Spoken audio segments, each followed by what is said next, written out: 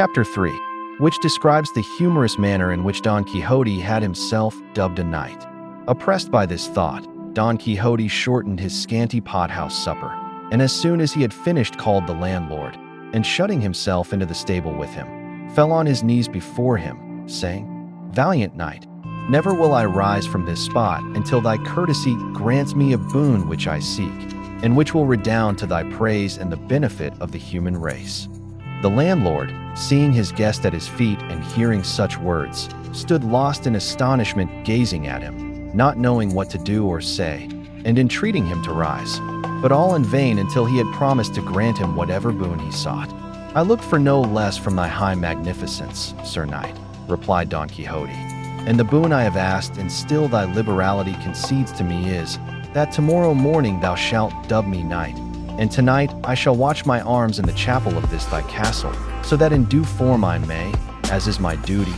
finish what I desire, and be able to go through all the four quarters of the world in quest of adventures on behalf of the distressed, as is the duty of chivalry and of knights errant, like myself, whose minds are bent upon such deeds." The landlord, who, as has been mentioned, was something of a wag, and had already some suspicion of his guest's want of wits, was quite convinced of it on hearing talk of this kind from him, and to make sport for the night, he determined to fall in with his humor.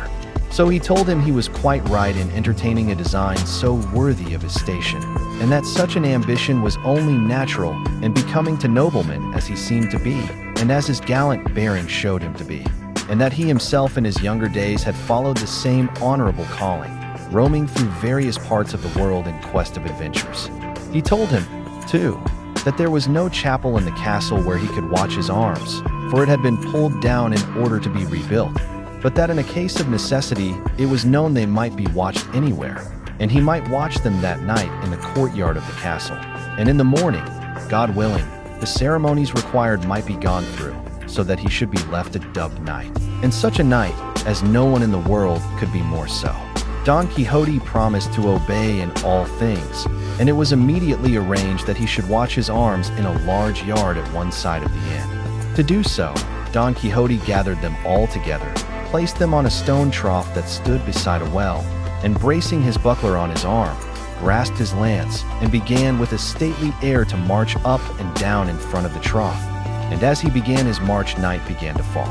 The landlord told all the people who were in the inn about the craze of his guest, the watching of the arms, and the dubbing of knighthood that awaited him. They were amazed at so strange a species of madness, and went to look at him from a distance, and saw him sometimes walking with a solemn step, sometimes leaning on his lance, and gazing fixedly at his armor, without taking his eyes off it for a good while. Night now closed in, but with the light of a moon that might almost vie with his that lent it, so that all the novice knight did was plainly seen by all. At this moment it occurred to one of the carriers who were in the inn to take his mules to water, and for this purpose it was necessary to remove Don Quixote's armor as it lay on the trough. But he, as the other approached, exclaimed in a loud voice, "O thou, whoever thou art, rash knight, that comest to lay hands on the armor of the most valorous errant that ever girt on sword, take heed what thou dost, touch it not, unless thou wouldst lay down thy life as the penalty of thy temerity." The carrier gave no heed to these words, and he would have done better to heed them if he had been heedful of his health, but seizing it by the straps flung the armor some distance from him. Seeing this, Don Quixote raised his eyes to heaven, and fixing his thoughts, as it seemed, upon his lady Dulcinea, exclaimed, "Aid me, lady mine, in this the first encounter that presents itself to this breast which possesses thee. Let not thy favor and protection fail me in this my first peril."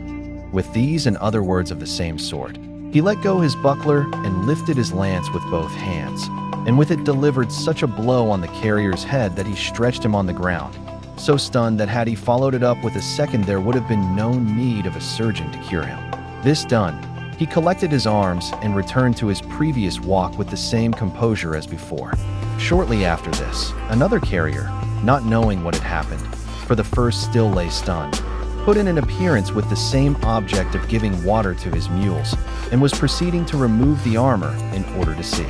the trough, when Don Quixote, without uttering a word or imploring aid from anyone, once more dropped his buckler, and once more lifted his lance, and without actually breaking the second carrier's head to pieces, made more than 3 of it, for he laid it open in 4. At the noise, all the people of the inn ran to the spot, and among them the landlord. Seeing this, Don Quixote braced his buckler on his arm, and with his hand on his sword exclaimed, "O Lady of Beauty, strength and support of my faint heart, now is the time to turn the eyes of thy majesty upon this thy captive knight on the brink of so mighty an adventure." By this time he had acquired such courage, that had all the carriers in the world assailed him, he would not have retraced a step. The comrades of the wounded men, seeing the plight they were in, began from a distance to shower stones upon Don Quixote, who screened himself as best he could with his buckler, not daring to quit the trough and leave his armor unprotected. The landlord shouted to them to leave him alone, for he had already told them that he was mad, and as a madman he would be acquitted even though he killed them all. Don Quixote shouted with still greater loudness, calling them knaves and traitors, and the lord of the castle a lack knight and cowardly scoundrel for allowing a knight-errant to be so treated, and saying that if he had received the order of knighthood, he would have made him sensible of his treachery. The landlord, who was getting tired of his guests' follies, determined to bring the matter to a close and confer this unlucky order of knighthood upon him at once, before something worse happened.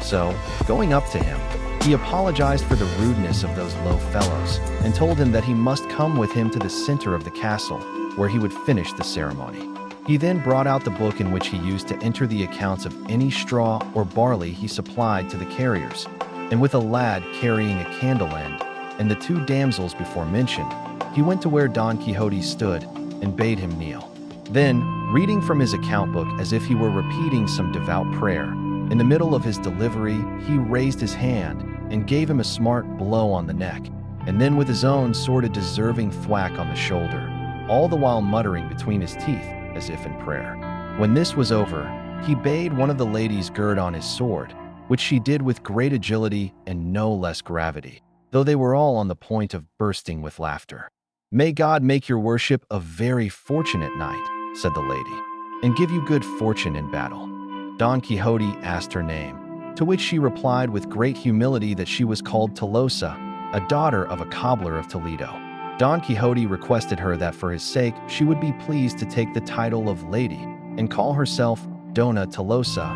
which she promised to do. The other lady girded on his spurs, and with her he had almost the same conversation as with the lady of the sword. The ceremonies, which had been hurried through at a gallop, being thus finished, Don Quixote could not rest until he found himself on horseback sallying forth in quest of adventures, and saddling Rocinante, he mounted him, and embracing his host, gave him such a strange hug, and such thanks for the favor of dubbing him a knight, that it is impossible to describe them. The landlord, to get him out of the inn, replied with no less rhetoric though with shorter words, and without asking him for the cost of his lodging, let him go with a Godspeed.